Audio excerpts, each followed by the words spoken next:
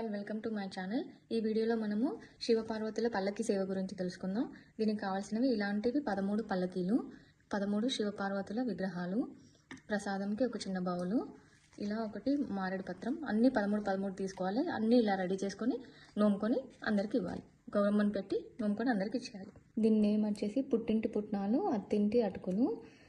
2 bowls కావాలి. ఒక దానిలో పుట్నాలు వేయాలి, ఒక దానిలో అటుకులు వేయాలి. పుట్నాలు అయితే అమ్మ వాళ్ళకి ఇవ్వాలి, అటుకులది అత్త వాళ్ళ ఇంటి సైడ్ ఎవరికైనా ఇవ్వచ్చు. ఒక దానిలో గౌరమ్మని పెట్టుకొని నోముకొని ఇది పుట్టింటి వారికి, ఇది మెట్టినింటి వారికి ఇచ్చేయాలి. నెక్స్ట్ నోము వచ్చేసి తమ్మునికి తలంబ్రాలు, మరదలకు మాణిక్యాలు నోము. ఈ నోముకు కావాల్సినవి 2 ప్లేట్స్ అయినా తట్టలైనా ఏదైనా మీ ఇష్టం, ఏదైనా తీసుకోండి. 2 ఒక దానిలో తమ్మునికి తలంబ్రాలు కాబట్టి కేజీంబావు రైస్ పోయాలి. ఇంకో దానిలో మరదలకు మాణిక్యాలు కాబట్టి ఒక ప్లేట్లో 13 మాణిక్యాలు పెట్టుకొని గౌరమ్మని పెట్టుకొని నోముకొని ఇది తమ్మునికి ఇవ్వాలి, ఇది మరదలకి ఇవ్వాలి.